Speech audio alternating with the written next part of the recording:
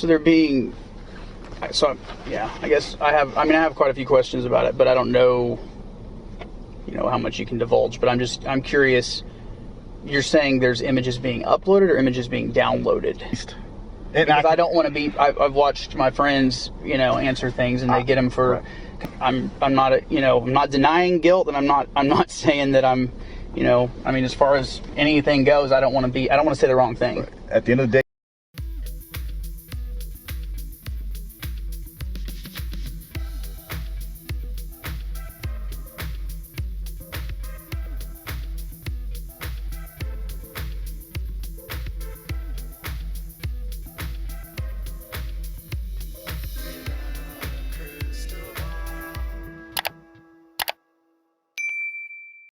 Hey everyone, it's Katie from Without a Crystal Ball. Welcome back to my channel. I hope you're having a wonderful day.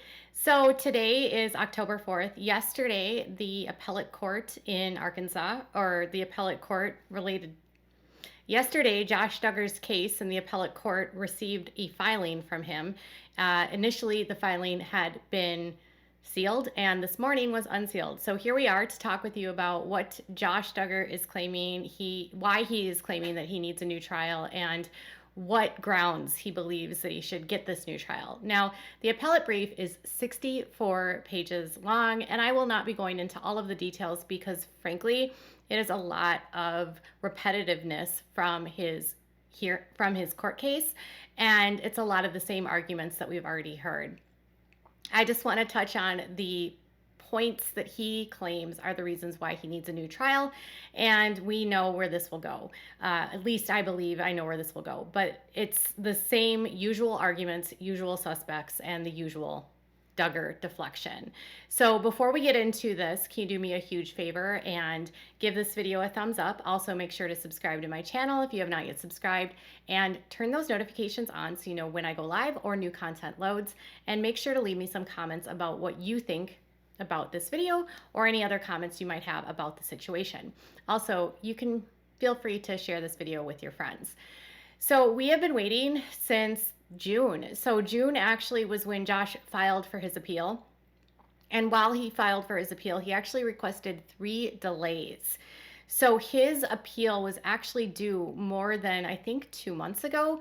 And here we are, it's October 3rd, and I was expecting something groundbreaking, but I don't know, I guess it's Josh Duggar, and they didn't really have a whole lot, because the same exact arguments that he brought up at trial that were repeatedly thrown out or denied motions by the judge and testimony denied by the judge is continuing to resurface, including statements he made to HSI investigators, metadata that was found on his pictures that placed him at the car lot, and Caleb Williams, the probably 5th person that he blamed for what he did in court, in what he did back in 2019.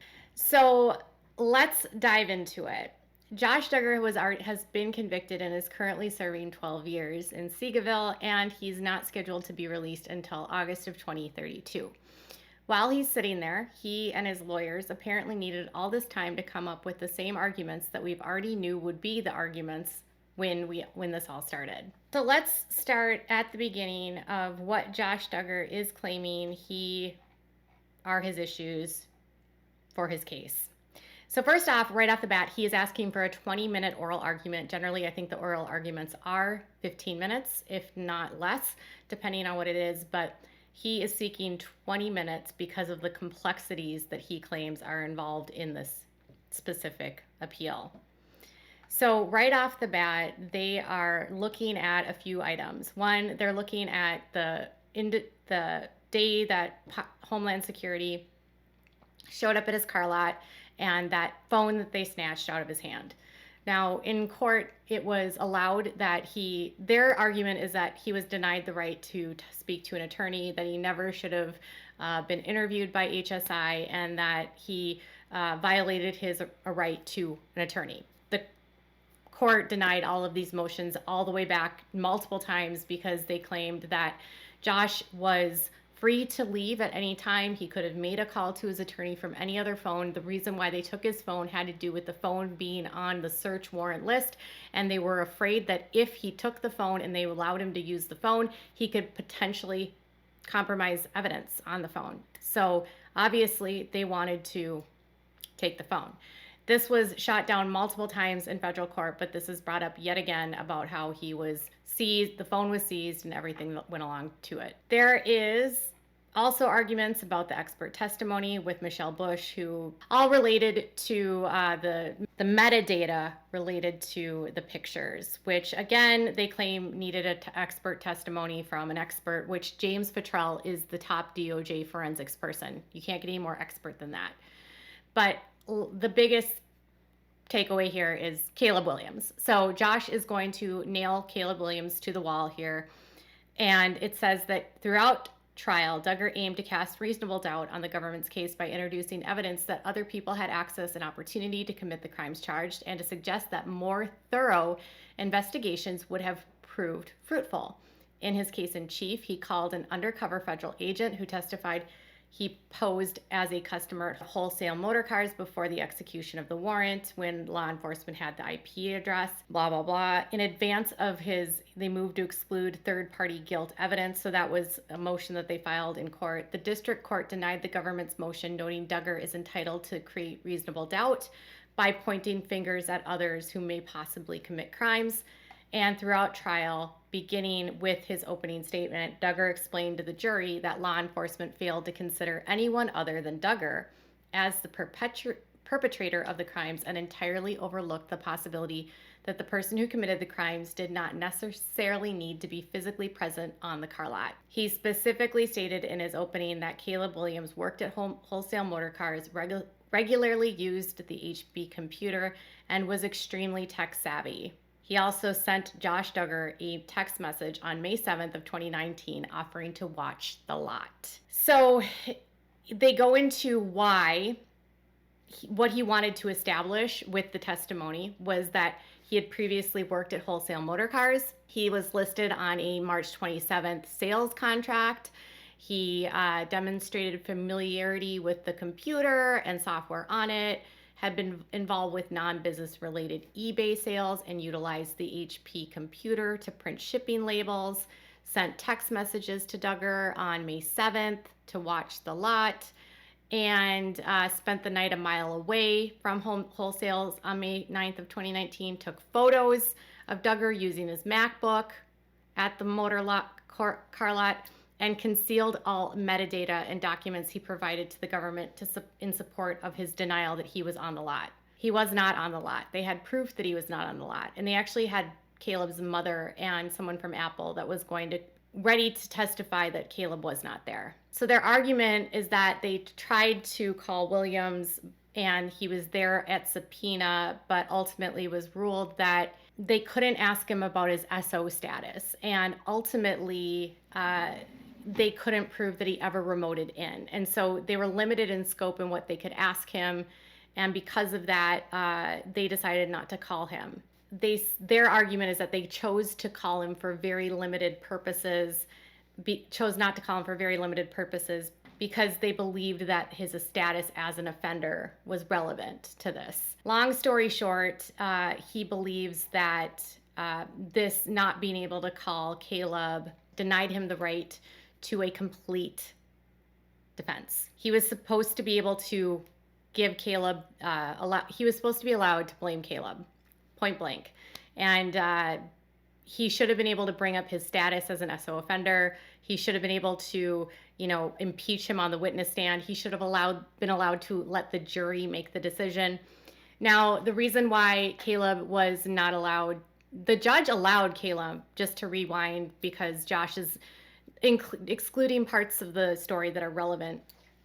He's trying to say that they concealed evidence that he was at somewhere else and the metadata from his photographs. And so they claim that these pictures could have been taken anywhere. They actually had receipts and a person at Apple that was going to testify that they helped Caleb at the Apple store that was not in Arkansas. His mother was going to testify also that Caleb was with her, and he also attended a wedding. So the wedding, obviously there were pictures, the date of the wedding is known, there was an invitation, he was at the wedding, there was people at that wedding that could confirm he was there. Step by step by step, they had proof that he was nowhere near the car lot, and the metadata is just like another red herring to just sort of distract the court, in my opinion, of the truth.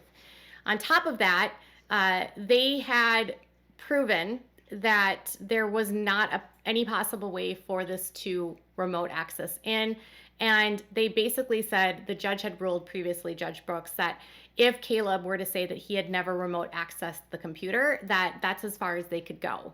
They couldn't push him any further. So if he denied it, that's all they could do.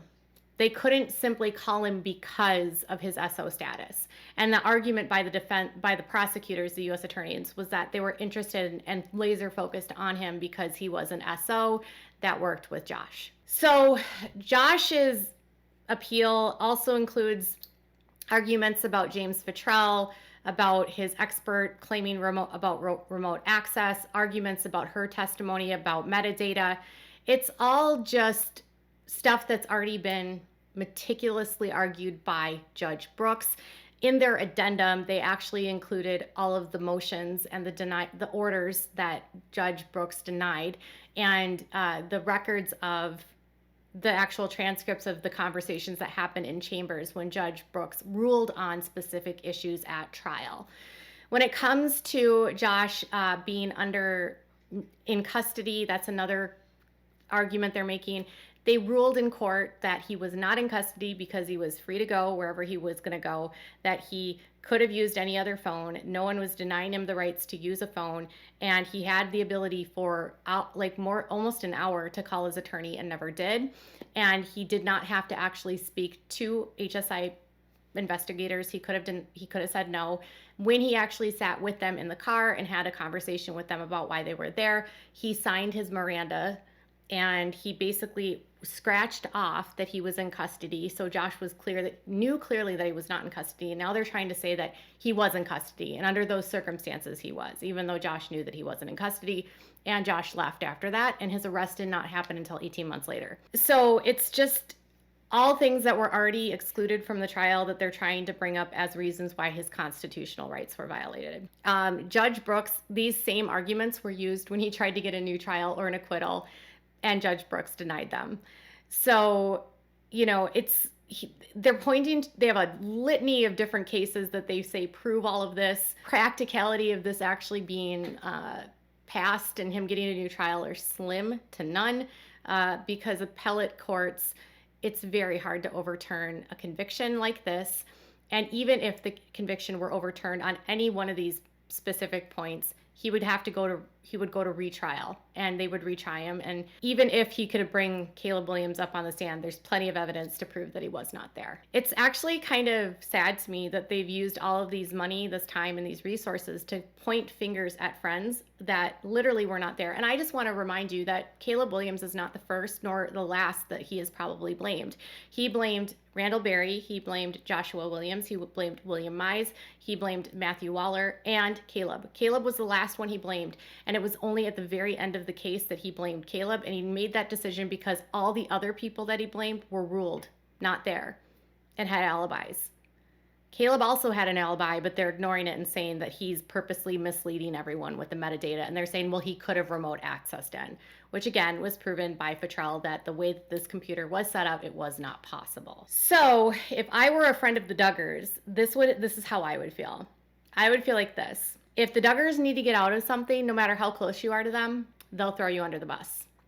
My other thing to Josh is, why is it such a big deal now that Caleb was an SO? You knew he was then, and you still associated with him.